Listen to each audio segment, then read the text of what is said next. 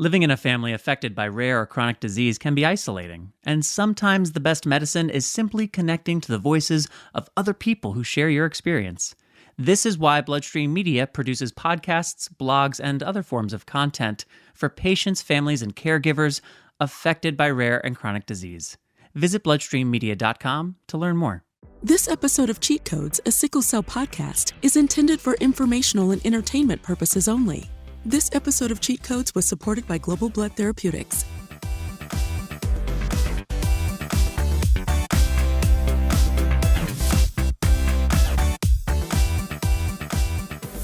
What's up, Warriors? It's me, Dr. Z. And me, Dr. C. Dr. C, it's nice to see you again, man. I'm happy we're able to do this. Yeah, we've been slacking, man. We need to get some episodes in. Yeah, well, you know what happened is yesterday when I realized that as I was going through this list of sickle cell advocates and advocacy organizations in my head, you know, there's names that always come up and you're like, oh yeah, this person, this person, this person. You know, I realized that we're almost 40 episodes in, and there was one advocate that we had left off that list. So I reached out to her just to see if by chance her schedule lined up with our studio time. And thank God it did. We've got an advocate with us who really doesn't need an introduction to the sickle cell community. But what really the people I want to introduce her to are maybe the sickle cell docs and the physicians out there that don't know how fiercely this advocate is advocating. So with us is Mapillar Dahn, founder and CEO of MTS, or My Three Sicklers. And I'm going to stop right there because I want to hear it directly from Mapillar. Welcome, welcome, welcome, Mapillar. Thank you so much for having me. I'm so honored to be on your show. Thank you. No, I mean, the privilege and honor is completely ours. I mean, I have watched you stand up and fight for this community in all sorts of venues and all sorts of meetings. And we appreciate you tremendously. You know, your fight is not unnoticed. Thank you. Thanks so much for saying that. As you know, and this is the case with a lot of sickle cell advocates, it always seems like nobody cares or nobody seems to be understanding the plight, which is why we get into doing what we do. So hearing you say that, that means a lot. So let's take it all the way back. Let's throw this all the way back and let's talk a little bit about your journey. I mean, tell us a little bit about how sickle cell disease became front of mind for you, top of mind for you. What drove you into the advocacy space? Where does the passion come from? Sickle cell is something that really was not on my radar, even though I remember when I was in high school, I did a physical for basketball because I play a little basketball, soccer, you know. And I remember I received a letter from the lab saying that I had the sickle cell trait. And that always stood out. But I think what also stood out for me is the fact that there was no sense of urgency for a teenager who really not scientific at all. Even now, I'm not. And I make sure to tell people I'm not a doctor. I'm just telling you, you know, our story. So, but fast forward, I became pregnant with my oldest daughter, Tuli. And even then, it didn't quite register, right? The fact that I have sickle cell trait, what does that mean? And so when my daughter was born, we got that call, you know, through newborn screening. And so, man, I was crushed because by then, I knew of at least 2 people who had sickle cell disease, and theirs was just really, really bad. So, you know, it's hard not to think this is what my child is going to go through. Yeah. So that's how I got introduced to the world of sickle cell. And it just so happens that all 3 of my children ended up having sickle cell. And I think part of what is important to stress about my story is the fact that even in families where sickle cell exists, there's still a lot of miseducation or misconceptions, because I didn't know any immediate family members who had sickle cell, but my children's father, of the 5 children that his mom and dad had, one had the disease. So there was this misconception, and I still hear it to this day, that sickle cell skips generation, right? That not all of your Interesting. kids, right? Not all of the kids will have the disease. And so myth busted because Yeah. I've had three pregnancies, 3 births, and all 3 have the Yeah, disease. I think that's kind of a hard concept for people because we'll go through genetics and we'll say, Right. if you're a carrier and your spouse is a carrier, then it's a 1 in 4 chance. But Yeah, that doesn't mean 1 in 4 of your kids. It could be exactly. 3 out of 3, or it could be none out of 3, or it's kind of like flipping a coin. It's 50-50 chance it's heads, but you could flip heads Yeah, 3 times. and that is true. Wow. So, I want to back up a little bit on that. Mhm. You're the first person to talk to us about that call from newborn screening.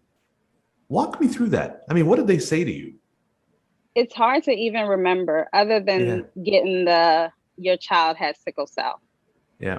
I couldn't even tell you what was said, other than understanding, what was being said to me, and just advising you to go. And we're here in Georgia, so my children, all of them, they started care at Hughes Fulden, which is one of the children's hospitals. So just trying to understand that and navigate life, this new life of having a child with a chronic illness and not quite knowing what to do. Wow. Now, you mentioned you knew a couple of people who had sickle cell at that point and were doing badly. So when you got that call, was that just devastating? It was devastating. And You knew right away this is not good news. I knew it wasn't good news. One of the people had passed from sickle cell, and one of them is always in the hospital. And now, as an advocate, when I meet people, and they almost always, I knew someone that had sickle cell that died. And it's always so cringy to me, because that's not something you want to tell someone who's in the struggle, right? But I could not help but think about, the person that had died and the person who's always in the hospital, because it's just normal to just, it's time. Yeah, it's a hard call to get. And as a pregnant woman, it's a stressful thing to go through, because part of it too, and I'm not going to go too deep into this. My children's father was very abusive, and not one of those people you can tell, what is and what isn't. So I remember, after having Tuli, our first daughter, I went to Google. Google was my friend. Yeah. And just trying to educate myself, but he was stuck on that. So as a pregnant woman, Google, and after hearing and getting that diagnosis, Google was my friend. I tried to just learn as much as I can about sickle cell and how the disease is inherited. But when you have a partner who is also very adamant on knowing how the disease works, that was a hard place to be in. So as a pregnant woman, knowing that there's a possibility, there's always there's always that 25% chance that you can have a child with the disease. It's a very stressful situation to be in. Yeah, I can imagine. I mean, I can imagine. It's wow. Google's your friend, right? So you spend a lot of time on Google, but Google is one of those friends that, like, sometimes it builds you up and sometimes it tears you down. And you never know what you're going to get, which is why people like you, advocacy organizations like yours, are important, right? So at what point in your journey do you recognize that there's this need to not only get information out, but to stand up for other warriors?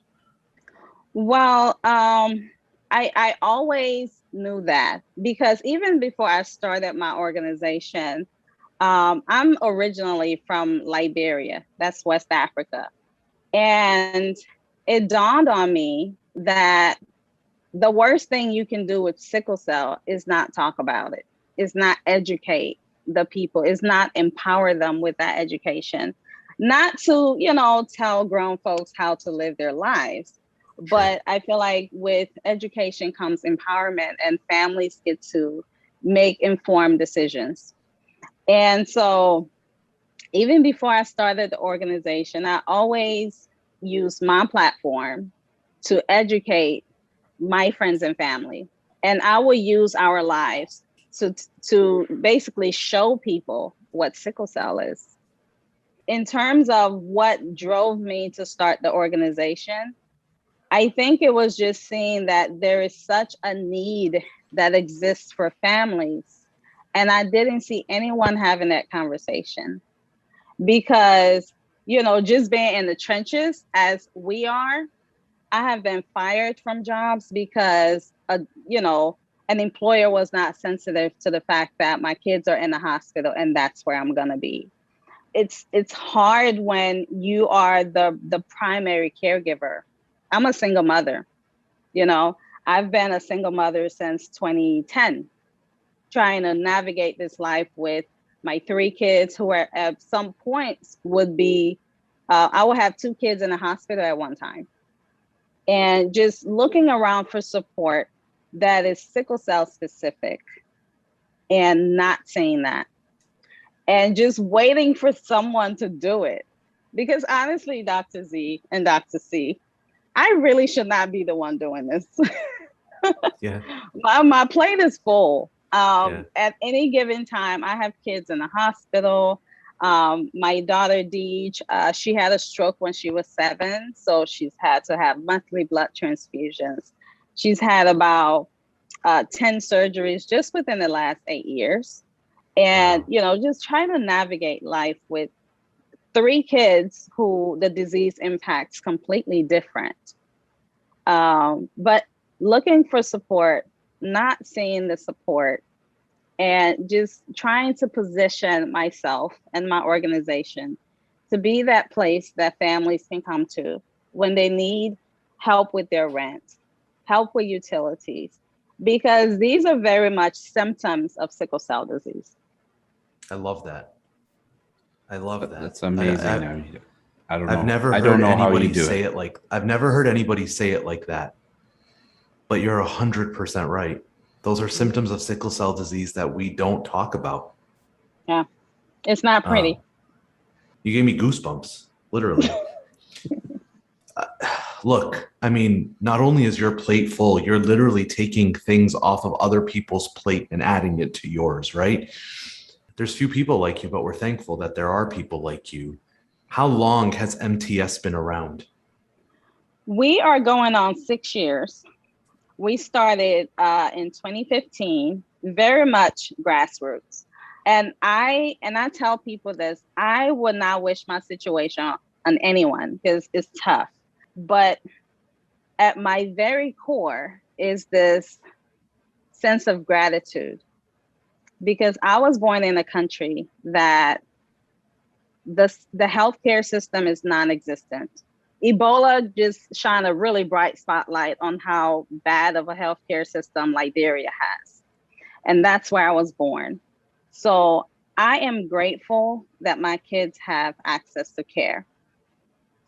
And so I've always been very tunnel vision on making sure that we take advantage of the wonderful healthcare system that we have, and to really, kind of stand up to a disease that I feel like is trying to take my kids away. And, I'm this itty bitty little woman standing in front of this giant saying, you're not going to take my kids, and you can't have her kids either. And you can't have his kids either.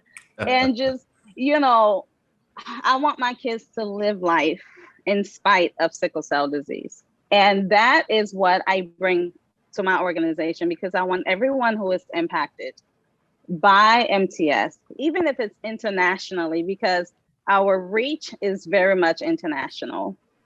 And so I choose to spotlight warriors who I see are doing wonderful things. Because even though we cannot offer those financial support to warriors, I think that impact too cannot be diminished. It's important for people to see that other people who are just like them, who are going through the same struggles as them, are able to pull through and live life in spite of this giant. Leading by example. It's amazing. Yeah. I mean, we see this, right? We see people in these types of situations who just become bigger than the situation. And it's so inspiring, and I don't know, it's so motivating. So once again, I mean, just thank you for the work that you're doing for families all over the globe. When we talk a little bit more about MTS and some of the efforts, let's talk about some of the things you're really proud of. I mean, along the way, I've seen you pile up some accolades, do some cool things, but I want to hear from you. I mean, what are the things that you look back at in the last 6 years and you're like, wow, that was kind of cool. I'm glad I was able to do that. What stands out in your mind? That's a loaded question, because I think one of the things that sometimes we fail to do, especially when you're in a space where it's like you're trying so hard to affect change, you don't take the time to celebrate those little wins, right? Mm-hmm. Something I was really proud of is creating the very first Facebook frame for sickle cell. That's awesome. And I remember people thought, the Facebook team had done it. And at the time, not that many people knew of MTS. So the few people who knew of me were the ones correcting others in the groups. They're like, oh no, Mapillar made it. She's for MTS and stuff like that. But I was really proud of that moment, because this was an opportunity to, without doing much research, just seeing the frame, it lets you know that you found your tribe, right? I remember I got over 500 friend requests in 24 hours.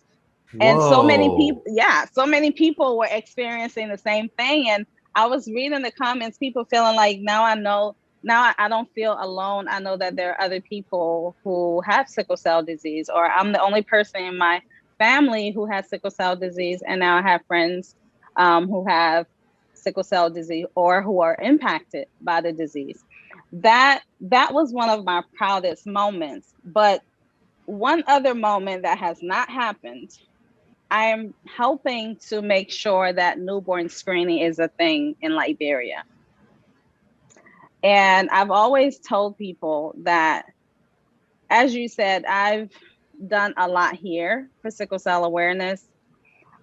Even though I haven't been home since 97, my heart is very much still in Africa and the plight of the sickle cell community in Africa, because, I know for a fact there are people with sickle cell disease who don't even know that they have sickle cell, because they don't have access to being screened. They're in remote parts of Africa where they don't even know what screening means. And so to be a part of that, for me, is the single most important thing for me personally, internally. Because if I don't help, especially Liberia, be a part of the sickle cell conversation, the global sickle cell conversation, then I've done nothing. So I'm looking forward to seeing that to fruition. I'm so happy that my partners at ASH connected me, because ASH actually got this started and they're helping with staffing, and I'm coming on board to see however we can help. And what's crazy is some of the things that's needed to get newborn screening started in some of these countries are things like gloves and needles and, things for the labs. That's what's standing between kids being diagnosed and possibly changing the trajectory of their lives. Because we all know that one of the biggest reasons that kids in other parts of the world die before the age of 5 is because they're not caught early and administer care in time. So I'm very proud of that. It hasn't Wow. happened, but I'm saying it's going to happen. Yeah. And I'm already proud of it. That's great. So you're working with Ash to try to set up screening in these countries and get kids on penicillin early. Yes. Part of that too, once you screen that, it creates a duty to act. And a lot of these countries, they don't have the funding for, things like penicillin. So part of it too is going to be trying to see how we can fundraise here to try to bring some of the things that we take for granted on this end to parts of the world where it just means the world to them. So if some of our cheat codes listeners want to stand next to you against that big monster sickle cell, how can they help with that? You can definitely find us on all social media platforms at My3Sicklers, or you can go to our website and hit the contact us form and you will be connected with me. And I appreciate you coming on board to support in advance.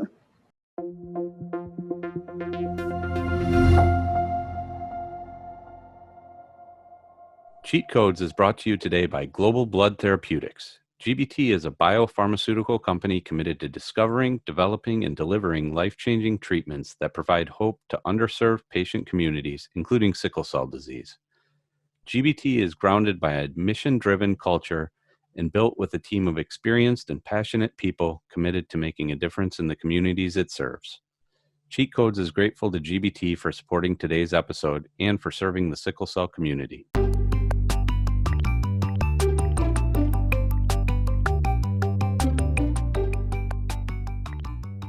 Now, I still think Uh-huh. you're kind of underselling yourself here.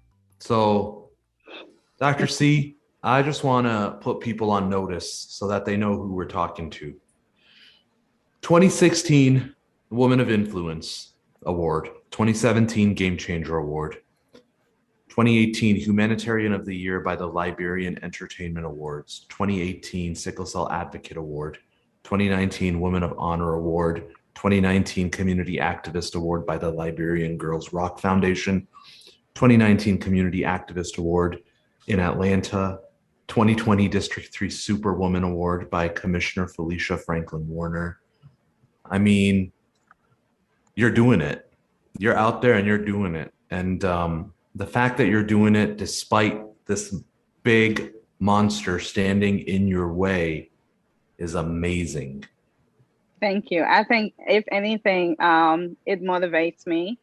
And I'm also very motivated by my children and all warriors, actually.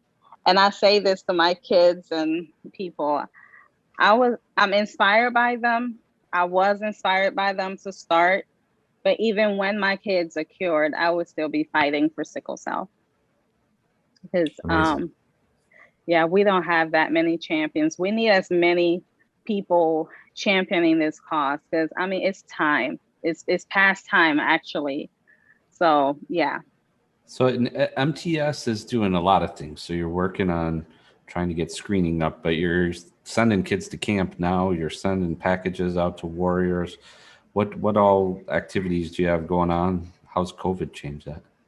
Well, those are the things that you see. I'm more proud of the things that we don't publicize, which is helping prevent homelessness within the warrior community. We help families with rent and utilities, and just however we can be of support to families, we try to do that. When I first started MTS, one of the first initiatives we did was work to send kids to camp, because my kids have each other.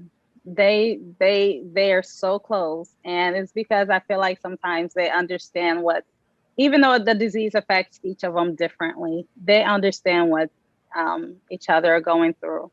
But not a lot of sickle cell patients have that. So being a part of a child establishing friendships that'll last them for lifetimes, I hope, is something that I wanted to be a part of. So we have partnered with Children's Healthcare of Atlanta and Camp Twin Lakes to be able to provide camp to sickle cell patients for free. We host events for families where really we don't want to talk about sickle cell, and actually that's part of the change that we're bringing to the community or to the sickle cell space in terms of funding, because oftentimes when you're looking for funding for your events, they want you to have some kind of education piece. Well, we don't want to hear about sickle cell sometimes. We just want to get together and just kind of forget about it for a few hours. And so that's been a challenge. Up until I'll say a year, 2 years ago, our efforts have really been grassroots. It's selling t-shirts on our website. It's doing whatever we can. Friends, family, $20 here, $20 there. Actually, that's what has been paying people's rent, right? Because we weren't getting the kind of funding that, other diseases get. But I have always been very persistent. And even before I started the organization, I understood that this is an underfunded cause. And I never take anything personally. I just keep going and going. The only thing that I ask of anyone is to get out of my way, because it's going to get done. You probably just won't come with me this time, but just the fight is in me to continue to do everything I can to help families who are impacted. I am passionate about awareness, but there's a soft spot for supporting families because I've been there. Sometimes I still am there. I do for families what I'm hoping other people will do for me. I think in a nutshell, that's what it is. And what COVID actually helped open the eyes of those people who have funding to give to the sickle cell community that is beyond education. Because it wasn't until COVID that we got funding just to help the community, which is what we've been asking for, to get funding to just go ahead, send gift cards to families across the country. Go ahead, send masks to families. Go ahead and send care packages to families. I think COVID helped make that possible. Physicians and patients with sickle cell disease, physicians and warriors, physicians and caregivers to warriors have a interesting relationship. Mm-hmm. There's a lot of love. Sometimes there's disagreements. Sometimes we run into physicians who don't understand the plight of sickle cell patients. Sometimes patients don't recognize the limitations that sickle cell doctors may have on them. What can we do, in your opinion, to help bridge the gap between patients and physicians? How do we do better? How do we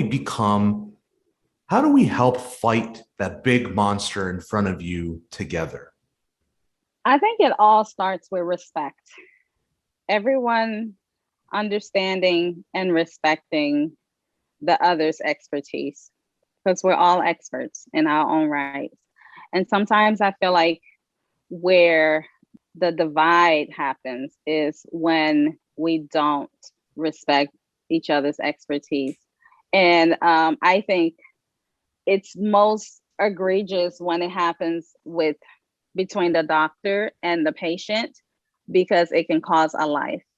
But I just feel, and for me, one of the things that I've always been very careful with is modeling the relationship that I have with the care team in such a way that my kids will not deviate from when they get older, so that they themselves can know that, okay, this is what mommy used to do. Mommy was very respectful to our doctor. They were respectful to her as well. Mommy listened to them, they listened to her, even in the way that I speak with them. And oftentimes I will bring the kids into the conversation because I always want them to understand what is happening with their bodies in terms that they can understand. And sometimes I'm not the best person to educate them. The experts are. So I feel like communication, and it starts with good communication between all parties, and definitely respect, because you can tell with the mistreatments that happen with sickle cell patients. I think a huge part of that is disrespect. It's disrespect. It's not even caring about, I hate to say it, not caring about their lives, not caring of their feelings.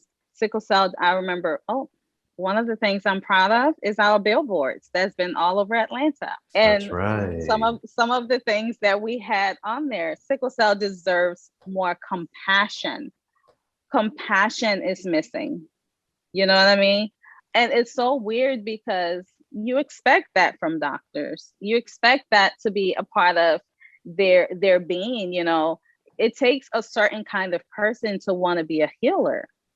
So I don't know where the disconnect is when it comes to the sickle cell community, but I think it starts with respect and communication. Yeah, that's so important. And I think, modeling it for your kids is so important. As they've gotten older, how has the medical system or you as a parent sort of prepared them to take that on themselves? I think because I've always been a communicator and I've always brought them in. I remember when my daughter Deej was having her brain surgery, she was asking the questions because, again, I needed her to understand what was happening. So I needed her to get all of her questions out of the way so that, if she understands what's happening, there's a certain kind of calm that comes with that. This is a little girl that will go into the OR with the boldest lipstick that you've ever seen. So happy, so just smiling. Everyone is hee ha-haing into the OR. And it really helped me because that was my moment to just break down, right? And cry a little bit until, get everything out of the way before she comes back. But that helped me in supporting her in her positivity. But I say that to me, it's already started. So now when we go to their appointments, oftentimes I take a backseat, especially with the two oldest. I have a 17-year-old, Tuli, and I have Deej, who is 16. And they typically answer the questions, and, their doctor will ask them, do they have any questions for them? They don't ask me, Mom, do you have any questions? They ask them. And they're now starting to advocate for themselves. I don't know if you guys are aware of this, but there is there's an Oxbryta commercial. Tuli was one of the patients in that. Super and cool. Yes, I was so proud TV because, stuff. I was so proud of her because, I don't make my kids do anything. So she wanted to do it, and just being a part of that voice and allowing them to use her face, her voice to talk about something that's important to her, which is sickle cell, and empowering patients to get educated, to learn more about their condition. I think when we start empowering our kids from a younger age, it does make them want to advocate for themselves more. That's so important. And I think it's so hard for a lot of parents. You have these special kids, you want to protect them. Mm-hmm. It becomes such a part of who you are and what you do. And it's not a natural feeling to let them branch out and do it themselves. It's hard to watch sometimes. But it's so important. I mean, it's the best thing you can do for them is to let them advocate for themselves. Exactly, because we don't want to further handicap them. I've always been, that's always in the back of my mind. And just my parenting style anyway, I am more of a The role that I feel like I play in my kids' life is to try to get them to adulthood with as little trauma as possible. So everything that I do is grounded in that.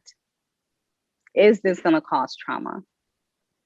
If it is, because sometimes we can't help, how can we cause as little trauma as possible? I mean, the very few times that I'm speechless, but you've rendered me speechless. I mean, I'm just proud that I can say I know people like you who are doing this, who are fighting the beast and empowering their warriors with this global perspective, but just grounded in this mission-focused work to make lives better for all warriors. It's just inspirational, truly.